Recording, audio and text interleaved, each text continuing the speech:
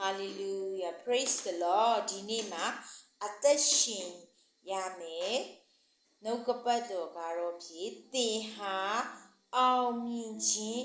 ကိုနေ့ရက်စဉ်တိုင်းခံရဖို့ရန်အတွက်ထုတ်လုပ်ထားခြင်းခံရတော်သူဖြစ်တယ်။ Amen. Hallelujah. တိကောခန်းကြီး15အခန်းငယ်50ခွန်ဟာလေလုယာငါတို့သခင်ယေရှုခရစ်အားဖြင့်ငါတို့အားအောင်ခြင်းအခွင့်ကိုပေးတော်မူသောဘုရားသခင်၏ကျေးဇူးတော်သည်ကြီးလာစွာတကားဘုရားသခင်ကကျွန်ုပ်တို့ကိုယေရှုခရစ်အားဖြင့်အောင်ခြင်းအခွင့်ကိုပေးထားတယ်လို့ဒီကျမ်းချက်မှာအတိအလင်းဖော်ပြထားတာဖြစ်ပါတယ်ဟာလေလုယာသင်ရဲ့နေ့ရက်စဉ်တိုင်းမှာအရေးကြီးဆုံးအရာကသင်ကဘယ်လိုမျိုးအသက်ရှင်လဲဆိုတာကိုအရေးကြီးပါတယ်ငါဘယ်လိုဒီနေ့အသက်ရှင်မလဲလို့သင်ဆုံးဖြတ်ချက်ချရမှာဖြစ်တယ်ဟာလေလုယာသင်ဆုံးဖြတ်ချက်ချတဲ့အတိုင်းပဲသင်ရဲ့ဘဝကဖြစ်တည်လာမှာဖြစ်တယ်ဟာလေလုယာသင်ရဲ့ဆုံးဖြတ်ချက်ဟာသင်ရဲ့အောင်မြင်ခြင်းတွေဖြစ်တယ်ဟာလေလုယာနေ့ရက်စဉ်တိုင်းမှာသင်အောင်မြင်ခြင်းတွေနဲ့ပဲရှောက်လန်းခြင်းနဲ့ဆိုလို့ရှိရင်သင်ကနှုတ်ကပတ်တော်တိုင်းလှုပ်ဆောင်ရမှာဖြစ်တယ်ဟာလေလုယာဘုရားသခင်ကယေရှုခရစ်အားဖြင့်သင်ကိုနေ့ရက်စဉ်တိုင်းမှာအချိန်တိုင်းမှာ no limit အကန့်အသတ်မရှိအောင်မြင်ခြင်းကိုပေးထားတာဖြစ်တယ်ဟာလေလုယာသင်ကဒီအရာတော့ငါမအောင်မြင်နိုင်ဘူးဟိုအရာတော့ငါအောင်မြင်နိုင်တယ်ဆိုတဲ့အနေအထားမျိုးမှမရှိပါဘူးသင်ကိုဘုရားသခင်ပေးတဲ့ခရစ်တော်အဖြစ်ပေးတဲ့အောင်မြင်ခြင်းကအကန့်အသတ်မရှိပါဘူးဟာလေလုယာယေရှုကဒီအရာကိုမာကုခန်းကြီး7အခန်းငယ်23မှာပြောခဲ့တာဖြစ်တယ်ငါအမှန်ဆိုသည်ကအကျဉ်သူသည်ယုံမှားသောစိတ်နှင့်ကင်း၍မိမိဆိုသည့်အတိုင်းဖြစ်မည်ဟုယုံကြည်လျှင်ထိုတောင်ကိုနေရာမှရွှေ့လောပင်လယ်၌ကျလောဟုဆိုလျှင်ထိုသူဆိုသည့်အတိုင်းဖြစ်လိမ့်မည်အာမင်ယေရှုကသင်ကိုပြောပြီးသားဖြစ်တယ်သင်ရဲ့ဘဝမှာခရစ်တော်အဖြစ်အောင်မြင်ခြင်းပေးထားတဲ့အရာကိုသင်ယုံမှားသောစိတ်မရှိရဘူးဖြစ်တယ်ဟာလေလုယာခရစ်တော်အဖြစ်နေ့ရက်စဉ်တိုင်းမှာသင်ကိုအောင်မြင်ခြင်းပေးတဲ့အရာကိုသင်ကယုံကြည်ပြီးတော့မှသင်တွေ့ကြုံရတဲ့တောင်းနေအခက်ခဲတောင်းနေပညာရေးတောင်းနေစီးပွားရေးတောင်းနေမိသားစုတောင်းနေငွေကြေးရေးပိုင်းဆိုင်ရာသင်ရှေ့မှာကာစီးနေတဲ့တောင်းနေမှန်သမျှကိုသင်ကအမိန့်ပေးရမှာဖြစ်တယ်ဟာလေလုယာယေရှုနာမကိုဆွဲကံပြီးမနေ့ကယေရှုနာမအကြောင်းပြောခဲ့ပြီးဖြစ်တယ်ယေရှုနာမတော်ကိုဆွဲကံပြီးတော့မှသင်ကအခွင့်တကူအာနာအပြည့်နဲ့သင်ရှေ့မှာရက်ပြီးတော့ကာစီးနေတဲ့တောင်းတွေကိုပြဿနာတောင်းနေအခြေအနေမကောင်းတဲ့အရာတွေတောင်းနေမကြမ်းမာခြင်းတောင်းတွေကိုသင်ကအမိန့်ပေးရမှာဖြစ်တယ်ဒီနေရာကရွှေ့သွားလို့သင်ပြောရမှာဖြစ်တယ်ပင်လေထဲမှာကြာလောလို့သင်ပြောရမှာဖြစ်တယ်ဟာလေလုယာအဲ့လိုဆိုမယ်ဆိုရင်တဲ့သင်အဲ့လိုအမိန့်ပေးမယ်အဲ့လိုပြောမယ်ဆိုရင်ယေရှုကအတိအကျပြောပြီးသင်ပြောတဲ့အတိုင်းဖြစ်လာမှာဖြစ်တယ်ဟာလေလုယာအာမင်ယေရှုကမဿဲ19အခန်းငယ်20မှာထပ်ပြီးတော့ပြောထားတာရှိပါတယ်သင်တို့သည်ယုံကြည်ခြင်းမရှိသောကြောင့်မနှင်ထုတ်နိုင်ကြငါအမှန်ဆိုသည်ကသင်တို့သည်မုံညင်းစိတ်ခံများလောက်သောယုံကြည်ခြင်းရှိလျင်ထိုတောင်ကိုနေရာမှရွှေ့လောဟုဆိုကြသောနေရာမှရွှေ့လိမ့်မည်အာမင်ယုံကြည်ခြင်းရှိတဲ့သင်ဟာမတက်နိုင်သောအမှုမရှိပါဘူးလို့ပြောထားတာဖြစ်တယ်ဟာလေလုယာဒါကြောင့်သင်ရဲ့အရှိမကားစီးနေတဲ့တောင်တွေကိုသင်ကမရွှေ့နိုင်ဘူးဆိုရင်တော့ဖယားသခင်ကိုအပြစ်မပြောပါနဲ့ယေရှုကအတိအကျပြောပြီးသားသင်အရှိမကားစီးနေတဲ့တောင်မရွှေ့တာကသင်ယုံကြည်ခြင်းမရှိသောကြောင့်ဖြစ်တယ်လို့ပြောတာဖြစ်တယ်သင်ယုံကြည်ခြင်းမရှိသောကြောင့်အဲ့ဒီတောင်ကိုသင်နှင်ထုတ်လို့မရဘူးလို့ပြောထားတာဖြစ်တယ်ဟာလေလုယာတိတိချာချာဖတ်ပါမဿဲ19အငယ်20မှာတိကျပြောတာသင်ယုံကြည်ခြင်းကိုထည့်ရမှာဖြစ်တယ်အများကြီးတောင်မှယေရှုကမထည့်ခိုင်းမုံညင်းစီးလောက်ပဲမုံညင်းစီးဆိုတာအရန်သေးတာဖြစ်တယ် အဲ့လောက်တီးလေးနန်းစီထက်တော့မှတီးတယ်နော်နန်းစီကိုတစီကိုနှစ်ချမ်းချမ်းလိုက်မုံညင်းစီတစီစာပဲရှိတယ်နန်းစီတစီမှာမုံညင်းစီ20လောက်ရှိတယ်ဆိုတော့ခါမှာအဲ့လောက်နန်းစီတဝက်လောက်ရှိတယ်ယုံကြည်ခြင်းလေးပဲထားလိုက်ပါတဲ့နန်းစီတဝက်လောက်ရှိယုံကြည်ခြင်းလေးကိုသင်ထားမယ်ဆိုရင်သင်ရှိမှာကာစီးနေတဲ့တောင်တွေကရွေ့သွားမှာဖြစ်တယ်ဟာလေလုယာတောင်တွေကတော့သူ့အလိုလိုတော့မရွေ့ဘူးအဲ့တောင်တွေကိုမုံညင်းစီလောက်ယုံကြည်ခြင်းကိုထားပြီးတော့မှအဲ့တောင်တွေကိုရွေ့ဖို့အတွက်သင်အမိန့်ပေးရမှာဖြစ်တယ်ဟာလေလုယာရွေ့လောလို့ပြောရမှာသင်အဲ့တင်းရှိမှာကာစီနဲ့တောင်တွေကိုရွေ့လောလို့သင်ပြောရမှာဖြစ်တယ်သင်ပြောမှအဲ့တောင်တွေကရွေ့သွားမှာဖြစ်တယ်ဟာလေလုယာဒီရဲ့အတိတ်ပဲက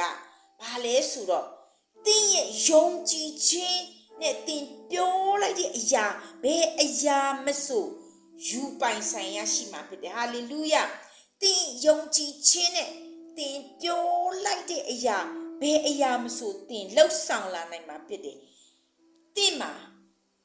အကန့်အသတ်မရှိဘူးဖြစ်တယ်သင်မလုံနိုင်တဲ့အရာဘာတစ်ခုမှမရှိတော့ဘူးဖြစ်တယ်သင်မဖြစ်နိုင်ဘူးဆိုတဲ့အရာသင်မှာတစ်ခုမှမရှိတော့ဘူးဖြစ်တယ်ဒါပေမဲ့နိယာမတစ်ခုတော့ရှိတယ်သင်ကပထမဆုံးယုံကြည်ခြင်းထားရမှာဖြစ်တယ်ယုံကြည်ခြင်းတော့ဘုရားခင်ကသင်ကိုအကြီးကြီးမထားခိုင်းဘူးမုံညင်းစီလောက်ပဲမုံညင်းစီဆိုတာမြန်မာပြည်သားတိုင်းနားလေလက်ဖက်ထဲမှာပါတယ်နှမ်းစီရဲ့တဝက်လေးပဲရှိတယ်အဲ့နှမ်းစီတဝက်လောက်လေးပဲယုံကြည်ခြင်းကိုထားပြီးသင်ရှိမှာဘလို့အခြေအနေတွေကကာစီးပါစေဘလို့အရာနဲ့သင်မျက်နှာချင်းဆိုင်နေပါစေအဲ့ဒီအရာကိုသင်မိန့်ပေးလိုက်ပါယေရှုနာမနဲ့အမိန့်ပေးပြီးဖယ်ရှားခိုင်းလိုက်ပါဟာလေလုယာသင်ပြောတဲ့အတိုင်းသူတို့ကနားထောင်သွားမှာဖြစ်တယ်ဟာလေလုယာသင်ရဲ့အသက်တာမှာသင်ပြောတဲ့အတိုင်းဖြစ်လာမှာဖြစ်တယ်သင်ပြောတဲ့အတိုင်းသင်ရရှိပိုင်ဆိုင်လာမှာဖြစ်တယ်ဟာလေလုယာဟာလေလုယာရာဖာခဆေဒီရီခိရှိဒီတင်းနိုင်မဖြစ်နိုင်တဲ့အရာဆိုဘာတစ်ခုမှမရှိတော့ဘူးဖြစ်တယ်။အိုးရာဖာခဆေဒီဒီယုံကြည်ခြင်းကတင်းရဲ့အသက်တာမှာအလုံးလုံးဆောင်ပေးလာမှာဖြစ်တယ်။အိုးရာခဆေဒီဒီကိုဆေလီလီလီလီကိစီယာကုပ်ကလည်းဗာပြောထားလေဆိုတော့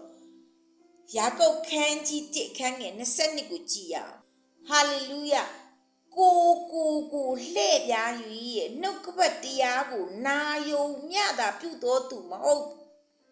တရားကိုကျင့်တော်သူဖြစ်လောဟာလေလုယာသင်ကဒီနေ့ကြားရတဲ့နှုတ်ကပတ်တော်ကိုသင်နားနဲ့ကြားပြီးတော့မှကျင့်နေပြီးသဘောကျပြီးတော့မှရက်တန်မှုမဟုတ်ဘူးဒီနှုတ်ကပတ်တော်တိုင်းသင်ကိုယ်တိုင်လှုပ်ဆောင်မှုဖြစ်တယ်ဟာလေလုယာသင်ကိုယ်တိုင်ယုံကြည်ခြင်းထားဖို့ဖြစ်တယ်သင်ကိုယ်တိုင်သင်ရှိမှကာစီးနေတဲ့အနာရောဂါတွေသင်စကားပြောပြီးအမိန့်ပေးပြီးတော့မှထွက်သွားခိုင်းမှုဖြစ်တယ်ဟာလေလုယာသင်ရှိမှကာစီးနေတဲ့ပြဿနာအခက်အခဲတွေငွေကြေးတွေဟာလေလုယာသင်စကားပြောပါသူတို့ကိုသင်ထွက်သွားပါသင်မလိုချင်တဲ့အရာတွေကိုသင်ဖေရှားလိုက်ပါသင်လိုချင်တဲ့အရာတွေကိုသင်ပြောထုတ်ပါသင်လိုချင်တဲ့အရာတွေကိုသင်ပြောထုတ်တဲ့အခါမှာသင်ပြောထုတ်တဲ့အတိုင်းရောက်လာမှာဖြစ်တယ်ဟာလေလုယာသင်ပိုင်ဆိုင်လိုက်မှာဖြစ်တယ်အိုးရာခဆေဒီရီကိုရှီလီလီလီဒီဖီစီဒီဒီဒါကြောင့်သင်ဟာဆိုလို့ရှိရင်အောင်မြင်ခြင်းကိုခံရဖို့အတွက်ထုတ်လုပ်ခြင်းခံထားရတဲ့သူဖြစ်တယ်ဟာလေလုယာခရစ်တော်အဖြစ်သင်ကိုအသစ်တစ်ပတ်မွေးဖွားပြလိုက်တာကသင်ကအရာရာမှာ no limitation အကန့်အသတ်မရှိဘဲနဲ့အောင်မြင်ခြင်းကိုခံစားဖို့ဖြစ်တယ်ဟာလေလုယာအောင်မြင်ခြင်းရဲ့တရဖူကိုယူဆောင်ဖို့ဖြစ်တယ်ဘလို့အခြေအနေပဲဖြစ်ပါစေဘလို့ခက်ခဲမှုပဲဖြစ်ပါစေသင်ကနှုတ်ကပတ်တော်ကိုအမှန်တကယ်လှုပ်ဆောင်တော်သူအဖြစ်ရက်တီလိုက်ပါနှုတ်ကပတ်တော်ကိုကြားပြီးကျင့်တဲ့သူမဟုတ်ပဲနှုတ်ကပတ်တော်တိုင်းသင်လှုပ်ဆောင်လိုက်မယ်ဆိုရင်သင်အတွက်အောင်မြင်ခြင်းတရဖူကစောင့်နေတာဖြစ်တယ်ယခုပင်သင်စတင်လှုပ်ဆောင်ပါယခုပင်သင်ပြောထုတ်ပါဟာလေလုယာရာခဆေဒီရီကိုစီလီလီဖိုဆေဒီဒီကျမတို့ဆုတောင်းရအဖဖျားကိုရောနှုတ်ကပတ်တော်အတွက်ယေရှုတင်နေရာဖခဆေလီလီလီလီလီကိဆေဒီဒီအိုကိုရောနှုတ်ကပတ်တော်ကသားသမီးတို့ကိုအောင်မြင်ခြင်းတွေကိုထုံလွှတ်ပေးတော့ကြောင့်ယေရှုတင်နေအောင်မြင်နိုင်တဲ့အစွမ်းတွေကိုကိုရောနှုတ်ကပတ်တော်အားဖြင့်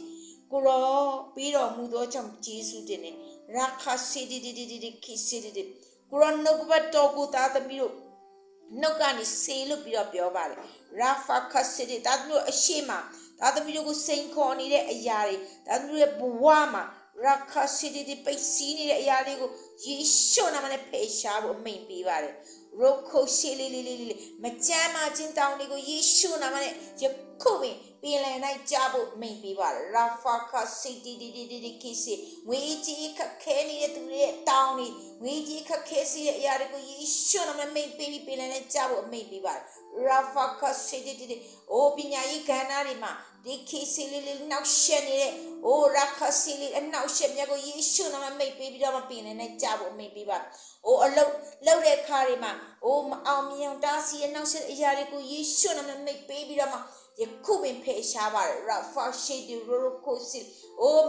တာဒနာလုံးငယ်နေမှာနောက်ရှက်တဲ့အရာတွေတားစီတဲ့အရာတွေရိခိစီဒီမောင်မိုက်တကိုတွေကိုယခုပင်ယေရှုနာမမိတ်ပေးပြီးတော့မပင်နဲ့ကြဖို့မိတ်ပေးပါတယ်Rafaka city de kisi li kisi. Oh Rafa ko tema la do kun a swantati a kwento ko ana ko yekume atom pyu pi da ma ko ro pi de aung min chin ni ko ta tmi thau twe ma ko ro pi de aung min tarapu ko ta tmi achi ni dai ma saung le oh aung min chin corona ya shi aung min chin ko chwe jaw le khame ro phya ye bong ko thin sha si do tu phit si do